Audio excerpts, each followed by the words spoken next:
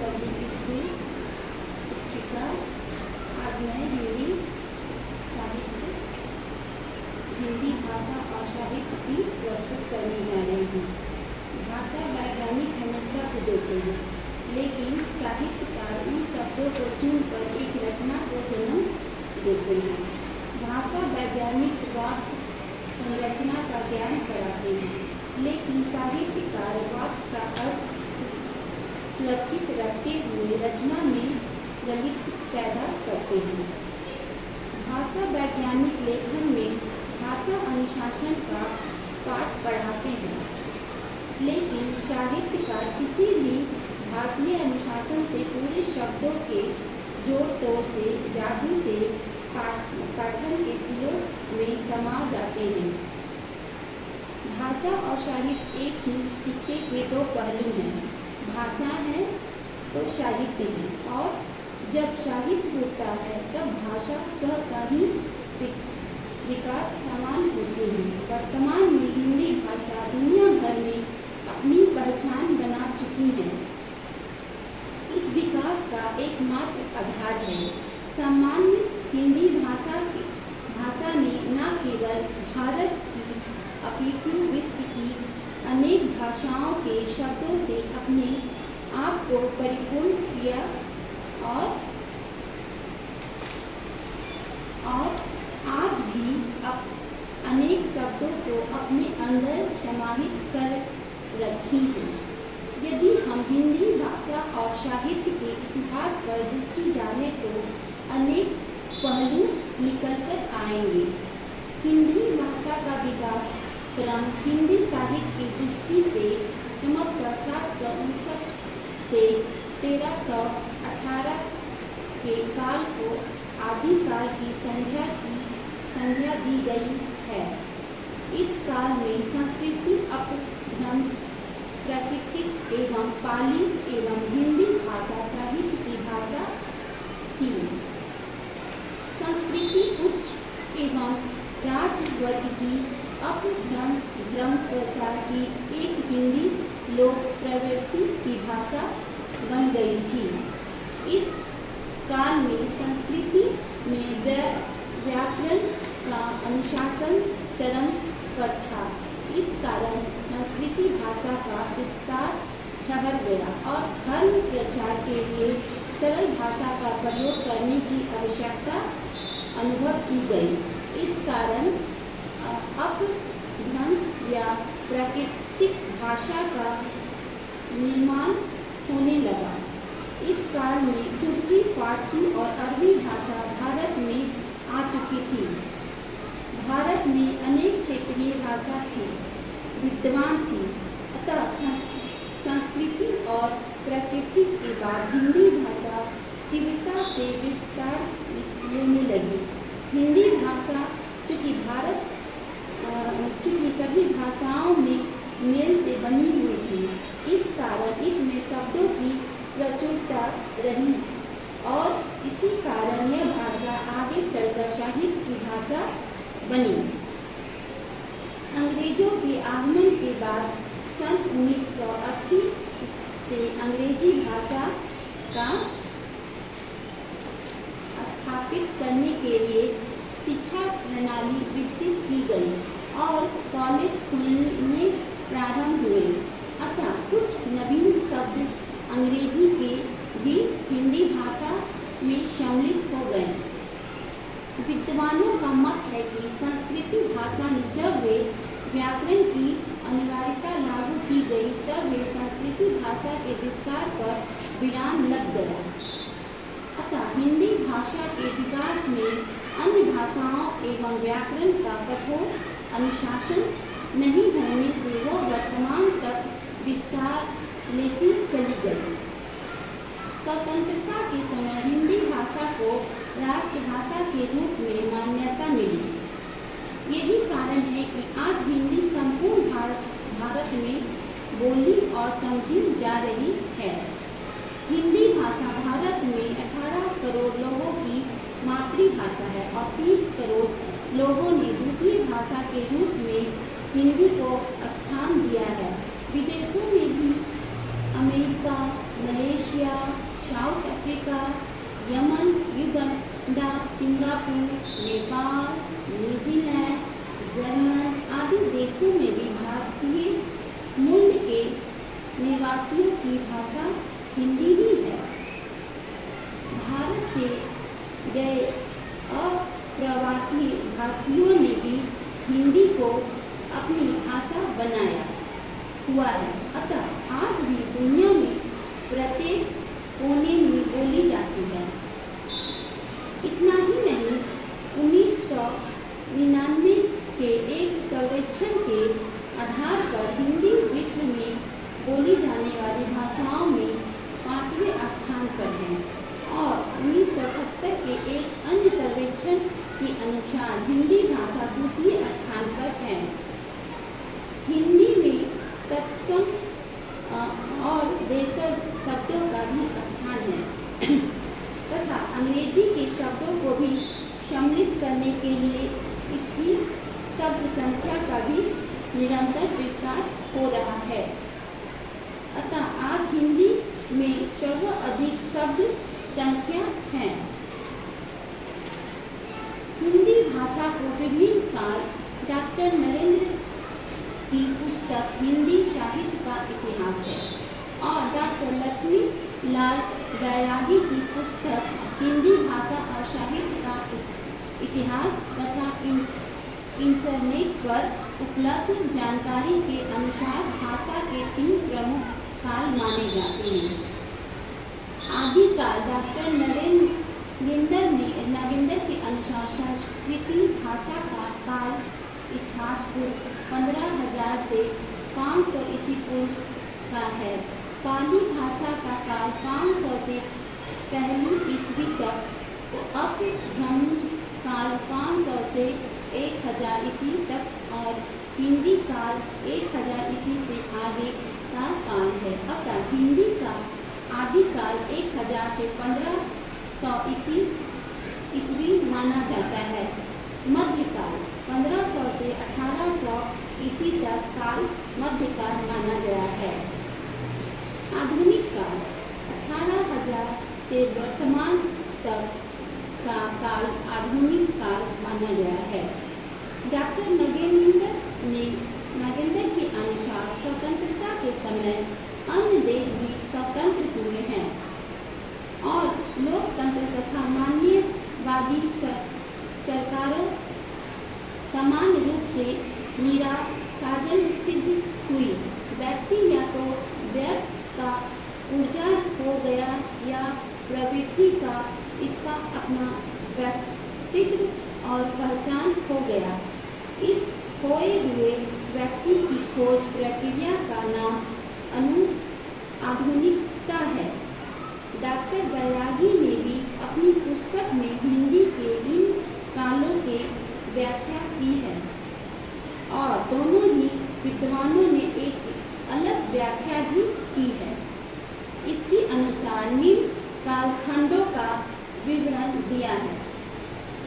रीतिकाल, वीर गाथा काल, चरण काल, सिद्धि सामान्य काल, छायावाद और प्रगतिवादी काल। हिंदी भाषा जब अस्तित्व में आई तब भारतीय राजनीति का संक्रमण काल था। इस काल भारतीय साहित्य का हिंदी की है, जिसके अनुसार निम्न कालखंडों का विवरण दिया है। रीतिकाल, विरागता काल, चरण काल, सिद्ध सामान्य काल, छायावाद और प्रगतिवादी काल। हिंदी भाषा जब अस्तित्व में आई तब भारतीय राजनीति का संक्रमण काल था। इस कारण भारतीय साहित्य या हिंदी साहित्य भी प्रभावित हुआ। राजनीतिक गुलामों के कारण साहित्य पर बहुत प्रभाव पड़ा। जहाँ साहित्य समाज की वास्तविकता से जनता को अवगत कराता था, उनका मार्गदर्शन करता था, प्रेरित करता था। वो साहित्य चरणों की परंपरा में चला गया। मुगल काल में रीति सिद्धि और रीति मुक्त कवियों का उदय हुआ। अंग्रेजों के काल में भारतेंदु हरिश्चंद्र का युग प्रारंभ हुआ, जिसे आधुनिक हिंदी का काल भी कहा जाता है। भारतेंदु का काल 1850 से 1868 का काल माना गया। इसके बाद प्रेमचंद, जैनेन्द्र, जयशंकर प्रसाद, फणीश्वर नाथ रेणु, सच्चिदानंद, वत्सानंद महादेव आदि का काल रहा। इस काल में अंग्रेजों ने अंग्रेजी और ईसाईयत के प्रचार के लिए कॉलेज खोलने प्रारंभ किए। समाचार पत्रों ने भी अपनी जगह बनाना प्रारंभ किया। इस कारण साहित्य पद से निकालकर गद्य तक आ गया। अतः भारतेंदु के काल को आधुनिक काल कहा गया। इसमें निबंध, नाटक, एकांकी, उपन्यास, कहानी, संस्मरण रेखा, चित्र, समालोचना आदि का विकास हुआ। छायावाद का काल 1978 से 1965 का काल माना गया है। काल में आत्मभाविकता, स्वतंत्र काव्य भी रचना। श्री मुकुटधर पांडे ने कहा कि यह काव्य नहीं है, अपितु कविता की छाया मात्र है।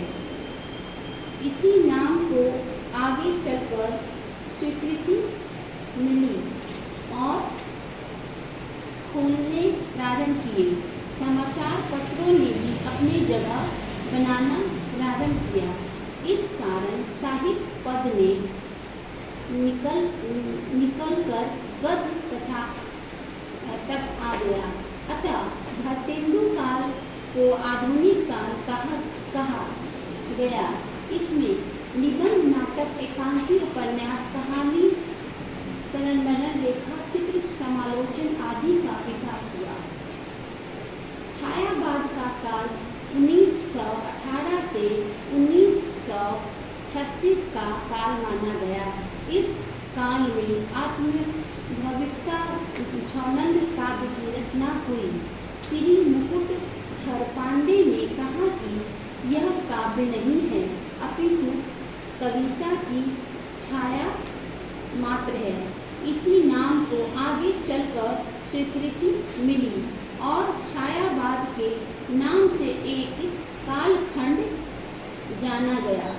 छायावाद के प्रगतिवाद आया। डॉक्टर बैरागी लिखते हैं कि एक वाक्य में कहे तो जो चिंतन के क्षेत्र में मक्सवाद है, वही साहित्य के क्षेत्र में प्रगतिवाद है।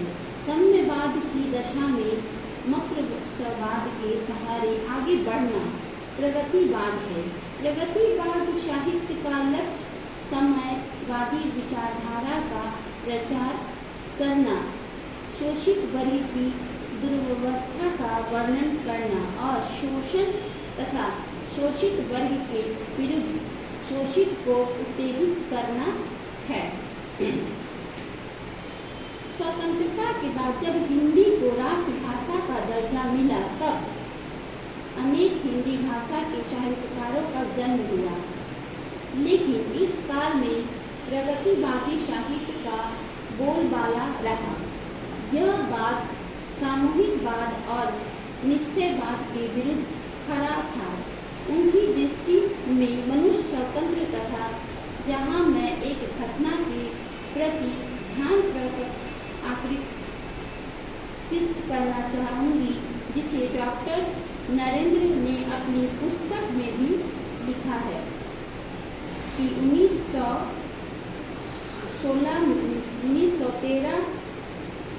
में जब शिकागो में विश्व धर्म संसद को विवेकानंद ने संबोधित किया, तब न्यूयॉर्क हेराल्ड ट्रिब्यून ने लिखा था कि विश्व धर्म संसद में विवेकानंद सर्वश्रेष्ठ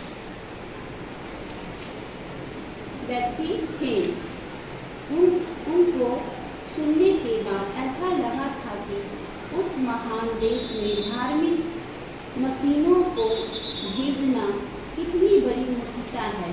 डॉक्टर नरेंद्र आगे लिखते हैं कि पश्चिम की भौतिकता से चमत्कृत देशवासियों को पहली बार यह एहसास हुआ कि हमारी अपनी परंपरा में भी कुछ ऐसी वस्तुएं हैं जिन्हें संसार के समक्ष गौरवपूर्ण ढंग से रखा जा सकता है। अतः जब इस देश में प्रगतिवाद के नाम पर धर्मवाद से मुक्त स्वतंत्रता को साहित्य में स्थान मिल रहा था, उस समय एक वर्ग भारतीय श्रेष्ठ परंपराओं एवं संस्कृतियों के सिद्धांतों को साहित्य में स्थान दे रहा था। वर्तमान में एक तरफ प्रगतिवाद के नाम पर व्यक्ति की संपूर्ण स्वतंत्रता की बात की जा रही है, तो दूसरी तरफ भारतीय संस्कृति के अनुरूप परिवारवाद को व्यक्ति से बड़ा माना जा रहा है। प्रगतिवाद के कारण ही शोषित और शोषण की नवीन परिभाषाएं दी गई है। पश्चिम को शोषण रहित स्वतंत्र समाज का दर्जा दिया गया है। भारत को शोषण एवं पुराणपंथी का दर्जा दिया गया है। यहाँ तक एक बात और विचारणीय है कि लॉर्ड कॉर्नवालिस ने सन 1953 में बंगाल, बिहार, उड़ीसा में जमींदारी प्रथा लागू कर जमीन को व्यक्तिगत संपत्ति के रूप में बदल दिया। इसके साथ साथ पंचायत व्यवस्था भी समाप्त की गई और उसकी जगह कचहरी आ गई। इस तरह जंगलों पर भी जनजातीय समाज का अधिकार समाप्त कर दिया गया। अतः भारतीय समाज में शोषण की परंपरा अंग्रेजों के काल के बाद प्रारंभ हुआ। आज प्रगतिवाद भारतीय परंपराओं को शोषण का कारण मानते हैं, जबकि भारतीय परंपरा में न तो महिलाओं को पर्दे में रखा जाता था और न ही मैला ढोने की परंपरा थी। ये दोनों ही परंपराएं मुगल काल के बाद आई। इसी के साथ पंचायत व्यवस्था भी समाप्त हो गई और उसकी जगह कचहरी आ गई। इस तरह जंगलों पर भी जनजातीय समाज का अधिकार समाप्त कर दिया गया। अतः भारतीय समाज में शोषण की परंपरा अंग्रेजों काल के बाद प्रारंभ हुआ। आज प्रगतिवाद भारतीय परंपराओं को शोषण का कारण मानते हैं, जबकि भारतीय परंपरा में न तो महिलाओं को पर्दे में रखा जाता था और न ही मैला ढोने की परंपरा थी। ये दोनों ही परंपरा मुगल काल के बाद आई। अतः वर्तमान साहित्यकार को इतिहास का ज्ञान हुआ, बिना वो प्रगति की व्याख्या नहीं कर सकता। विवेकानंद ने इसीलिए दुनिया को भारतीय संस्कृति का ज्ञान कराया गया था। आज इसी प्रकार महिला विमर्श और दलित विमर्श के नाम पर एक वर्ग संघर्ष खड़ा किया जा रहा है। मजेदार बात तो यह है कि महिला विमर्श पुरुष लिख रहे हैं कि दलित विमर्श अदलित लिख रहे हैं। साहित्य समाज के मध्य एकता स्थापित करने की बात करता है, लेकिन आज प्रगतिवाद के नाम पर संघर्ष को स्थापित करने की बात की जा रही है। इसी कारण महिलाओं और दलितों के अधिकारों को दिलाने के स्थान पर महिलाओं को केवल महिला बनाना और दलित को ही दलित ही रखते हुए वर्ग संघर्ष को हवा दी जा रही है। अंत में मैं इतना ही कहना चाहूँगी कि हिंदी भाषा और साहित्य वर्तमान युग की आवश्यकता है। आज के युग में युगों का जब तक हिंदी साहित्य के साथ नहीं जोड़ा जाएगा, तब तक दुनिया की शांति स्थापित नहीं किया जा सकता। प्रगतिवाद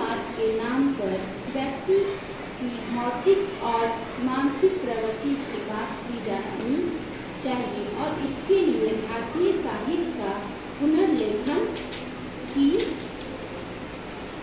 है, जिसके अनुसार निम्न कालखंडों का विवरण दिया है। रीतिकाल, वीरगाथा काल, चरण काल, सिद्ध सामंतकाल, छायावाद और प्रगतिवादी काल। हिंदी भाषा जब अस्तित्व में आया तब भारतीय राजनीति का संक्रमण काल था। इस कारण भारतीय साहित्य या हिंदी साहित्य की प्रभावित हुआ। राजनैतिक गुलामी के कारण साहित्य पर बहुत प्रभाव पड़ा। जहाँ साहित्य समाजों की वास्तविकता से जनता को अवगत कराता था, उनका मार्गदर्शन कराता था, प्रेरित कराता था, वही साहित्य चरणों की परंपरा में चला गया।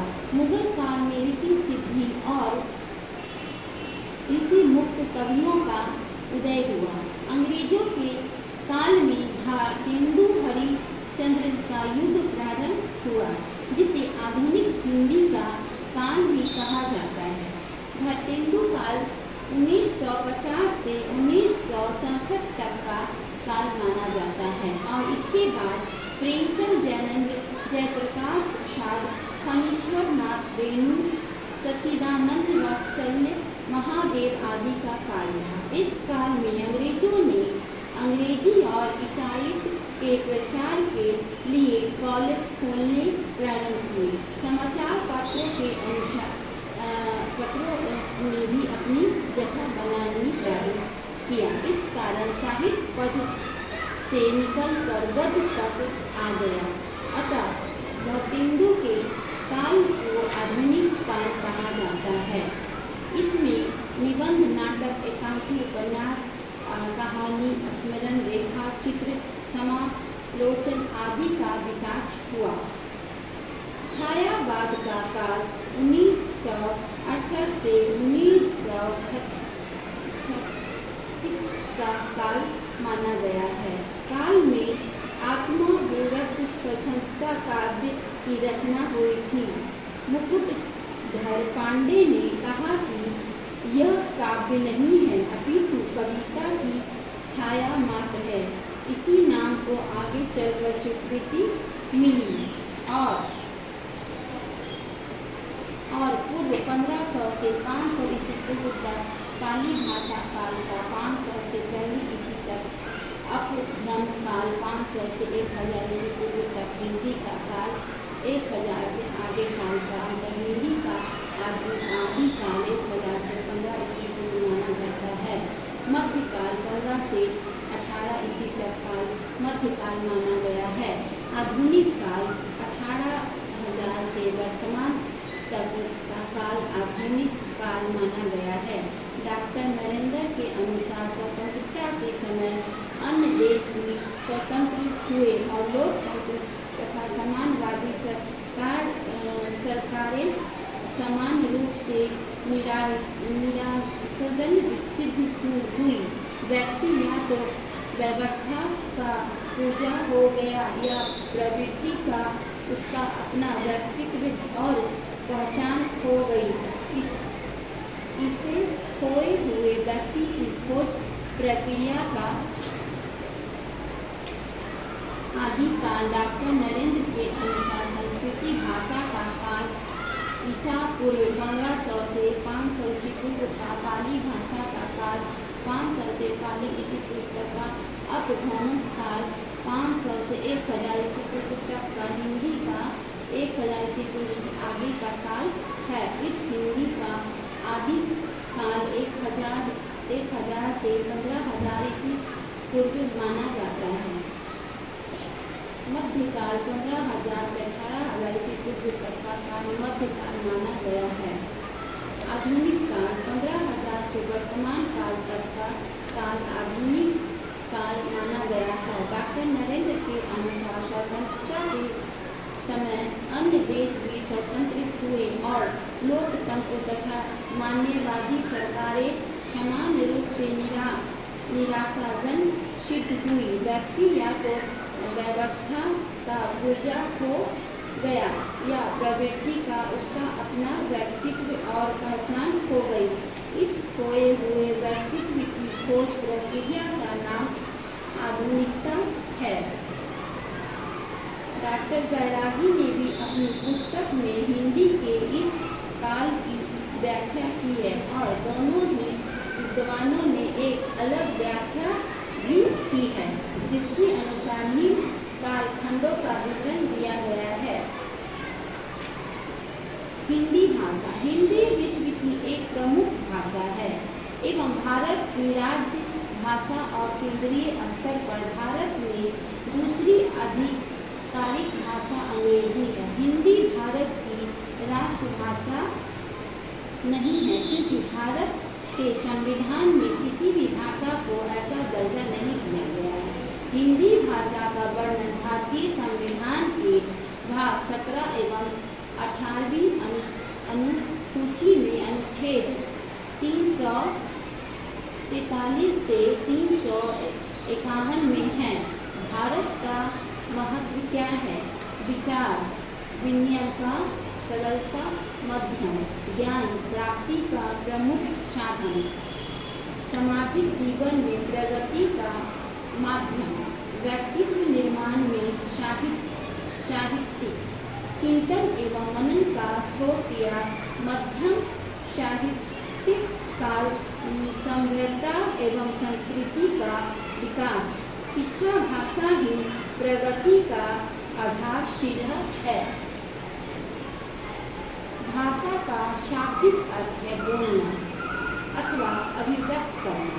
भाषा की परिभाषा जिस साधन के द्वारा हम अपने मन के भावों को अथवा विचारों को आदान प्रदान करते हैं उसे भाषा कहते हैं। भाषा के रूप। भाषा के दो रूप होते हैं, मौखिक रूप और लिखित रूप। भाषा के कौशल। भाषा के विचार कौशल होते हैं श्रवण, वचन, पाठन, लेखन।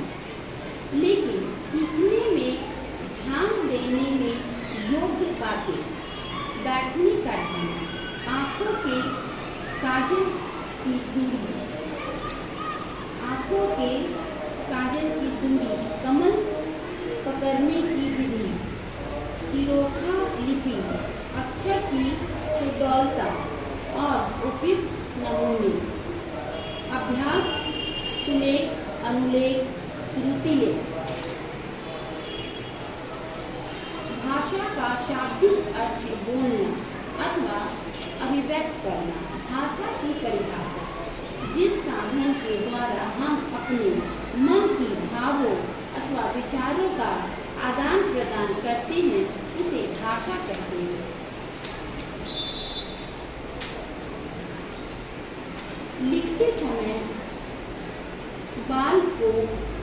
बालकों को बैठने का उचित ढंग होना चाहिए जिससे रीढ़ की हड्डी सीधी रहे। झुककर लिखने की आदत ना डालनी चाहिए और कुर्सी पर बैठते समय बालक के पैर सीधे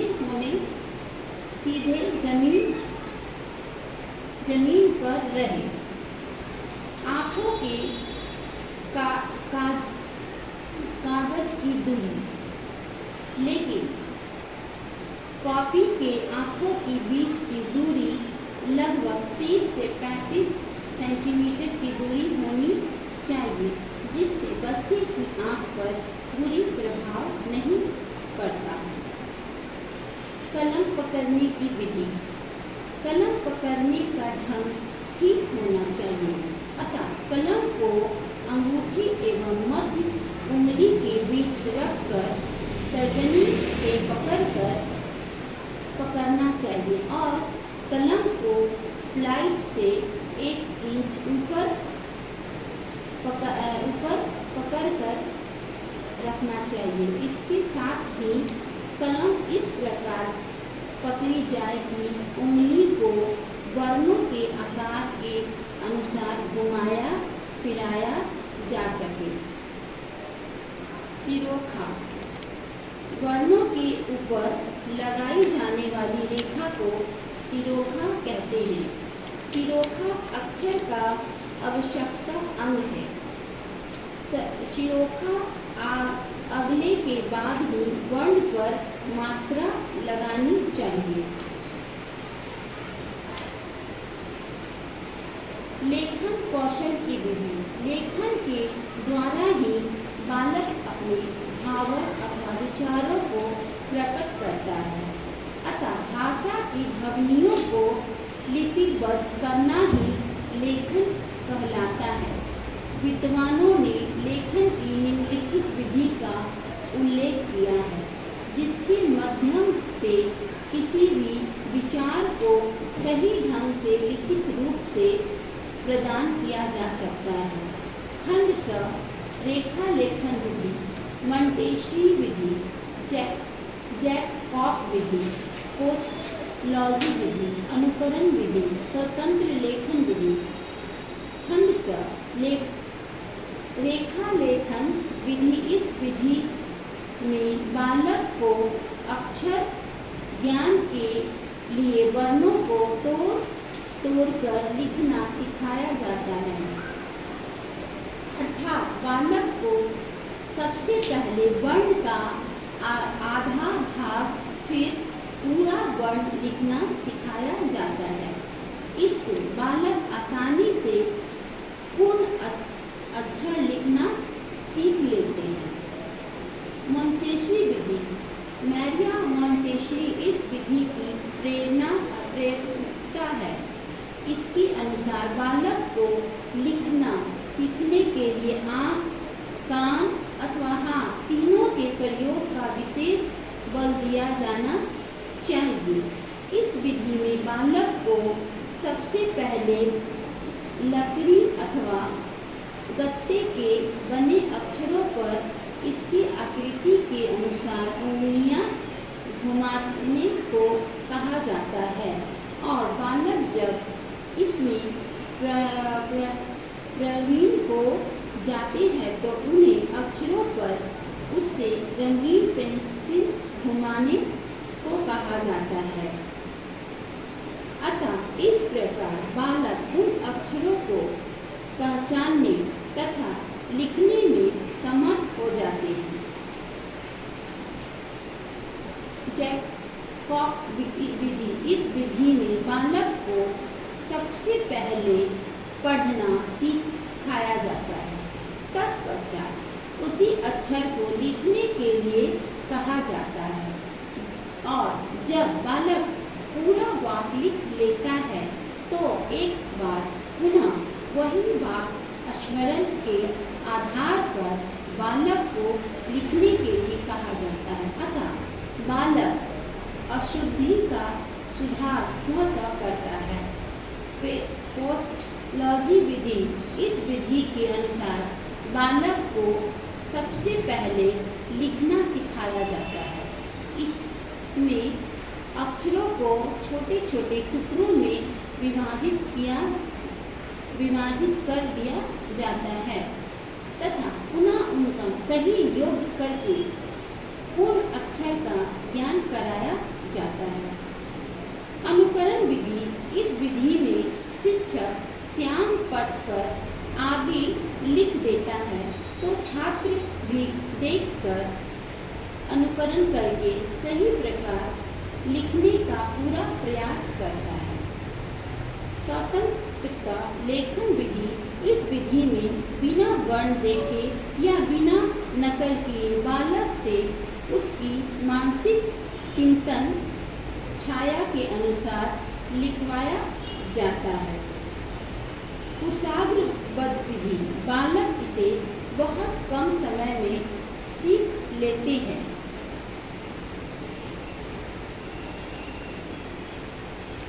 हिंदी भाषा में जो लिखा जाता है वही उसी रूप में पढ़ा भी जाता है। इसमें गूंगे अक्षर नहीं होते, अतः इसके लेखन और उच्चारण में स्पष्टतः हिंदी भाषा की एक विशेषता यह भी है कि इसमें निजी वस्तुओं संज्ञाओं के लिए भी लिंग का निर्धारण होता है। हिंदी एक व्यावहारिक भाषा है। इसमें अंग्रेजी की भी भांति कई रिश्तों के लिए एक ही शब्द से काम नहीं चलाया जाता। प्रत्येक संबंध के लिए अलग अलग शब्द हैं। हिंदी भारत की राज्य भाषा है। हिंदी आज दुनिया की दूसरी सबसे अधिक बोली जाने वाली भाषा के रूप में प्रतिष्ठित है। BBC की एक खबर के अनुसार इस समय विश्व में 54.5 करोड़ हिंदी बोलने वाले हैं।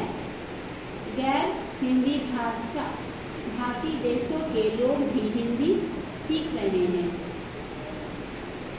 हिंदी पूरी भारत और दुनिया के कई देशों जैसे America, Canada, Malaysia, Suriname, Fiji, युगान, मलेशिया, वियतनाम एवं टोक्यो, नेपाल आदि में बोली और समझी जाने वाली भाषा है।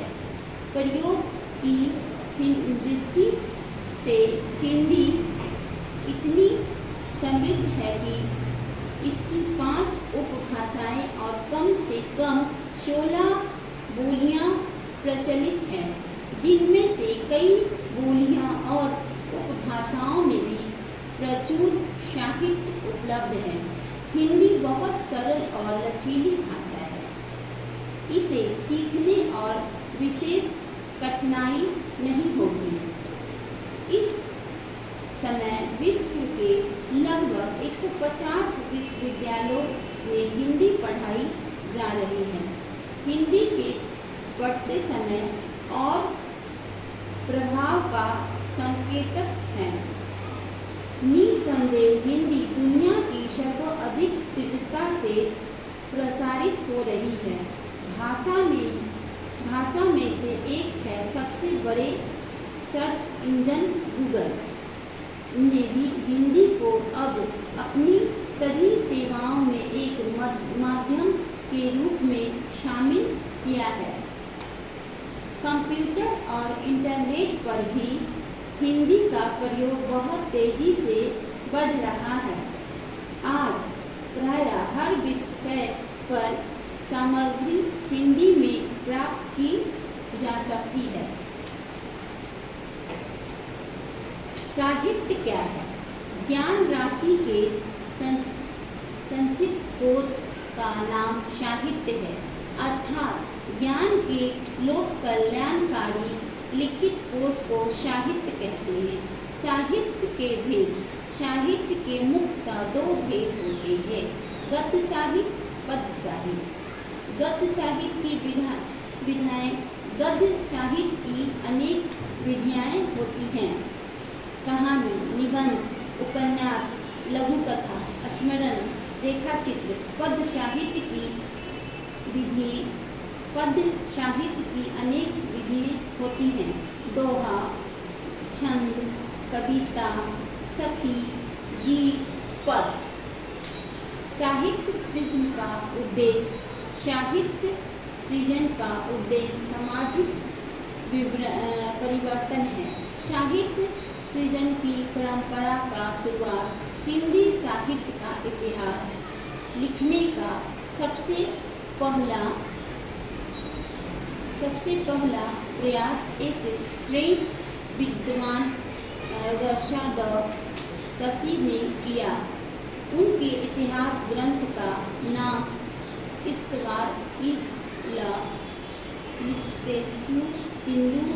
हिंदुस्तानी है, जो फ्रेंच भाषा वर्ण अनुकरण पद्धति में लिखा गया है। श्रेष्ठ साहित्य को मापने का न कोई पैमाना है, न कोई मापदंड, क्योंकि साहित्य इतना विराट है, इतना सक्षम है कि उसको विश्लेषण करने की समर्थ किसी में भी नहीं है। साहित्य का कार्य चुनौती देना बिना लेकिन नहीं है। साहित्य सर्वजन इतिहास सर्वजना सुखाय रचा जाता है। इस स्वर्ग में निसंदेह आत्मा भी साहित्य होता है। कोई भी रचना किसी प्रकार की निर्धारित औपचारिकताओं के अधीन नहीं होती। धन्यवाद। खेलने प्रारंभ किए गए समाचार पत्रों के भी अपनी जगह बनाना प्रारंभ किया। इस कारण साहित्य पद से निकलकर गद्य तक आ गया। अतः भद्देंदु के कारण को आधुनिक काल कहा गया है। इसमें निबंध, नाटक, एकांकी उपन्यास, कहानी, स्मरण रेखा, चित्र समालोचन आदि का विकास हुआ। छायावाद का काल 1968 से 1936 काल का माना गया है। इस काल में आत्मनिर्भर छंद काव्य की रचना हुई। श्री मुकुटधर पांडे ने कहा कि यह काव्य नहीं है अपितु कविता की छाया मात्र है। इसी नाम को आगे चलकर स्वीकृति मिली और छायावाद के नाम से एक कालखंड जाना गया। छायावाद के बाद प्रगतिवाद आया। डॉक्टर बैरागी लिखते हैं कि एक व्यक्ति में कहे तो जो चिंतन के क्षेत्र में मार्क्सवाद है, वही साहित्य के क्षेत्र में प्रगतिवाद है। समवाद की दिशा में मार्क्सवाद के सहारे आगे बढ़ना प्रगतिवाद है। प्रगतिवाद साहित्य का लक्ष्य संप्रवादी विचारधारा का प्रचलन करना, शोषित वर्ग की व्यवस्था का वर्णन करना और शोषण तथा शोषित वर्ग के विरुद्ध शोषितों को उत्तेजित करना है। स्वतंत्रता के बाद जब हिंदी को राष्ट्रभाषा का दर्जा मिला, तब अनेक हिंदी भाषा के साहित्यकारों का जन्म हुआ। लेकिन इस काल में प्रगतिवाद साहित्य का बोलबाला रहा। यह बात सामूहिकता और निश्चयवाद के विरुद्ध खड़ा था। उसकी दृष्टि में मनुष्य स्वतंत्र था। यहाँ मैं एक घटना के प्रगति ध्यान प्रतिष्ठ करना चाहूँगी, जिसे डॉक्टर नरेंद्र ने अपनी पुस्तक में भी लिखा है कि 1853 में जब शिकागो में विश्व धर्म संसद को विवेकानंद ने संबोधित किया, तब न्यूयॉर्क हेराल्ड ट्रिब्यून ने लिखा था कि विश्व धर्म संसद में विवेकानंद सर्वश्रेष्ठ व्यक्ति थे, जिनको सुनने के बाद ऐसा लगा था कि उस महान व्यक्ति में धार्मिक मिसालों को भेजना कितनी बड़ी मूर्खता है। डॉक्टर नरेंद्र आगे लिखते हैं कि पश्चिम की भौतिकता से चमत्कृत देशवासियों को पहली बार यह एहसास हुआ कि हमारी अपनी परंपरा भी कुछ ऐसी वस्तुएं हैं जिसे संसार के समक्ष गौरवपूर्ण ढंग से रखा जा सकता है। अतः जब हम इस देश में प्रगतिवाद के नाम पर धर्म बंधन से मुक्त स्वतंत्रता को साहित्य में स्थान मिलता था, उस समय एक वर्ग भारतीय श्रेष्ठ परंपराओं एवं संस्कृति के सिद्धांतों को साहित्य में स्थान दे रहा था। वर्तमान में एक तरफ प्रगतिवाद के नाम पर व्यक्ति की संपूर्ण स्वतंत्रता की बात की जा रही है, तो दूसरी तरफ भारतीय संस्कृति के अनुसार परिवारवाद को व्यक्ति के बड़ा माना जाता है। प्रगतिवाद के कारण ही शोषित और शोषण की नवीन परिभाषाएं दी जा गई है। पश्चिम और शोषण साहित्य स्वतंत्रता समाज का दर्जा दिया गया है। भारत को शोषण एवं पूर्णपंथी का दर्जा दिया गया है। यहाँ एक बात और विचारणीय है कि लॉर्ड कर्टवासिन ने सन 1963 में बंगाल, बिहार, उड़ीसा में जमींदार प्रथा लागू कर जमीन को व्यक्तिगत संपत्ति के रूप में बदल दिया। इसी के साथ पंचायत व्यवस्था भी समाप्त की गई और उसकी जगह कचहरी आ गई। इस तरह जंगलों पर भी जनजातीय समाज का अधिकार समाप्त कर दिया गया। अतः भारतीय समाज में शोषण की परंपरा अंग्रेजों के काल के बाद प्रारंभ हुई। आज प्रगतिवाद भारतीय परंपराओं को शोषण का कारण मानते हैं, जबकि भारतीय परंपरा में न तो महिलाओं को पर्दे में रखा जाता था और न ही मेला ढोने की परंपरा थी। ये दोनों ही परंपरा मुगल काल के बाद आया। इसके साथ पंचायत व्यवस्था भी समाप्त की गई और उसी की जगह कचहरी आ गई। इसी तरह जंगलों पर भी जनजातीय समाज का अधिकार समाप्त कर दिया गया।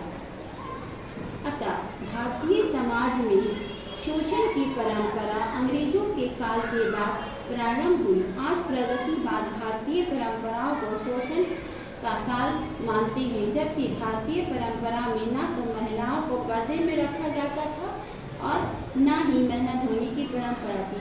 ये दोनों परंपराएं मुगल काल के बाद आई। अतः वर्तमान साहित्यकार को इतिहास का ज्ञान हुआ बिना वह प्रगतिवाद की व्यवस्था नहीं कर सकता। विवेकानंद ने इसकी दुनिया को भारतीय संस्कृति का ज्ञान कराया था। आज इसी प्रकार महिला विमर्श और दलित विमर्श के नाम पर एक वर्ग संघर्ष खड़ा किया जा रहा है। मजेदार बात तो यह है कि महिला विमर्श पुरुष लिख रहे हैं कि दलित विमर्श दलित लिख रहे हैं। साहित्य समाज के मध्य एकता स्थापित करने की बात करता है, लेकिन आज प्रगतिवाद के नाम पर संघर्ष को स्थापित करने की बात की जा रही है।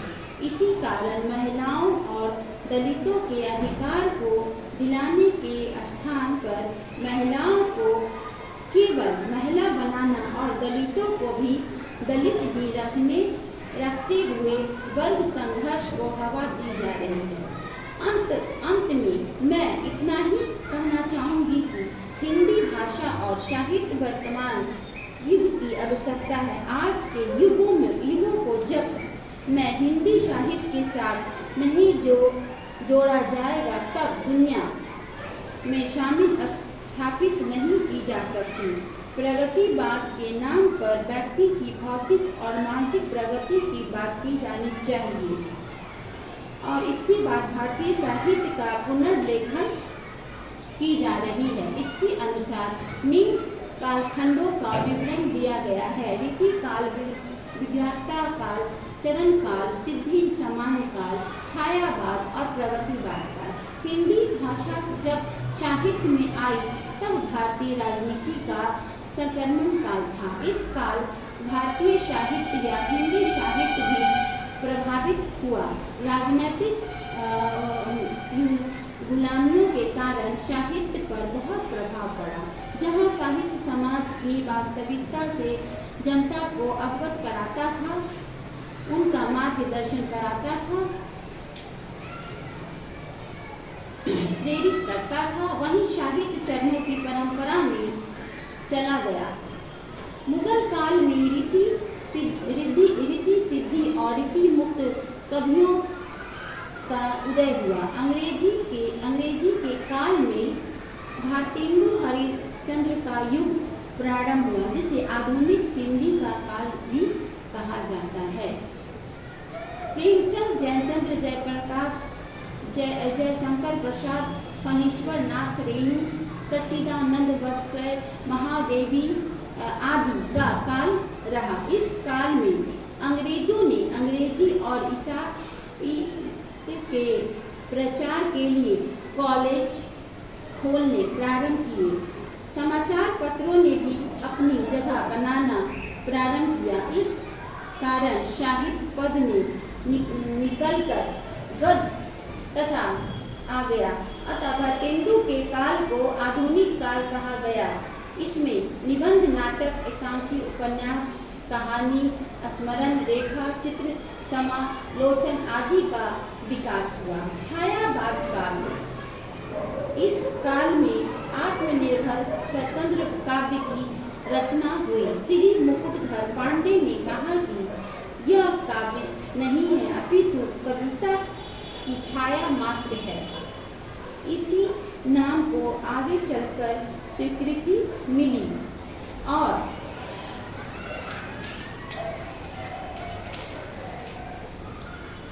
आदिकाल डॉक्टर नरेंद्र के अनुसार संस्कृति भाषा का काल ईसा पूर्व 15,000 से 500 ईसा पूर्व का, पाली भाषा का काल 500 से पहली ईस्वी तक, उपभ्रम काल 500 से 1000 ईस्वी तक और हिंदी का काल 1000 ईस्वी पूर्व से आगे का काल है। अतः हिंदी का आदिकाल 1000 से 1500 ईस्वी माना जाता है।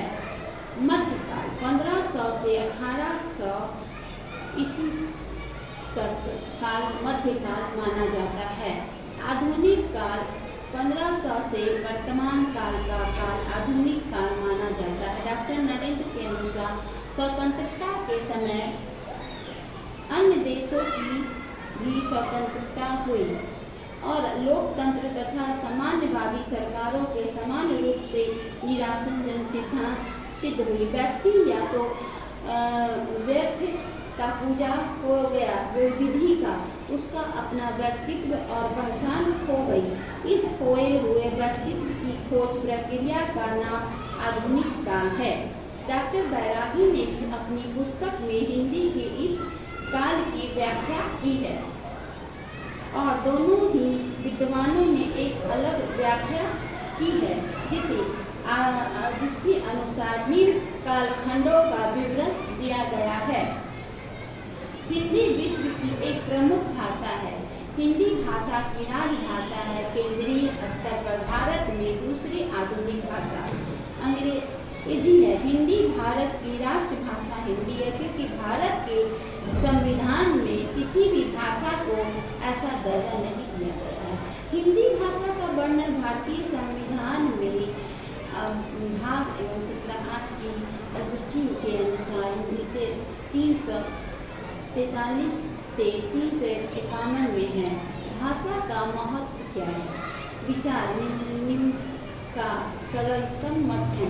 ज्ञान प्राप्ति का प्रमुख साधन, राष्ट्र की एकता का आधार, सामाजिक जीवन में प्रगति का माध्यम, व्यक्तित्व निर्माण में साहित्य चिंतन एवं मनन का स्रोत या माध्यम।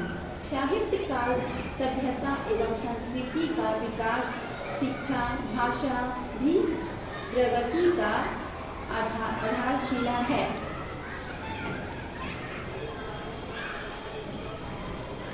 भाषा का शाब्दिक अर्थ है बोलना अथवा अभिव्यक्त करना।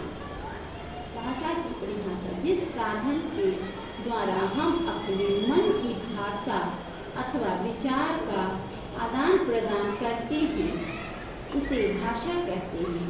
भाषा के रूप, भाषा के कौशल। भाषा के दो रूप हैं, मौखिक या लिखित। भाषा के विचार कौशल होते हैं श्रवण, वचन, पाठ, लेखन। लेखन सीखने में ध्यान देने योग्य बातें, बैठने का ढंग, आँखों के कागज की दूरी, कलम पकड़ने की विधि, सिरोखा लिपि अक्षर की सुडौलता और उपयुक्त नमूने, अभ्यास, सुलेख, अनुलेख, श्रुति लेख। भाषा का शाब्दिक अर्थ है बोलना अथवा अभिव्यक्त करना। भाषा की परिभाषा। भाषा की परिभाषा जिस साधन के द्वारा हम अपने मन की भावों अथवा विचारों का आदान प्रदान करते हैं उसे भाषा कहते हैं।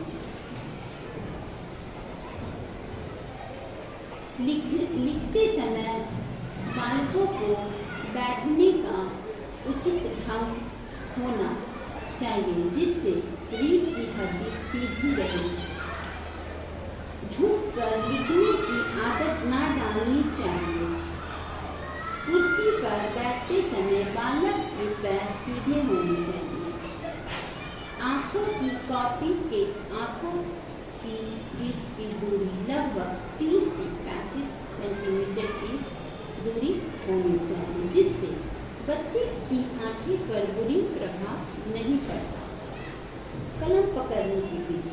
कलम पकड़ने का ढंग ठीक होना चाहिए तथा कलम को अंगूठी और मध्य उंगली के बीच रखकर तर्जनी से पकड़कर रखना चाहिए और कलम को फ्लाइट से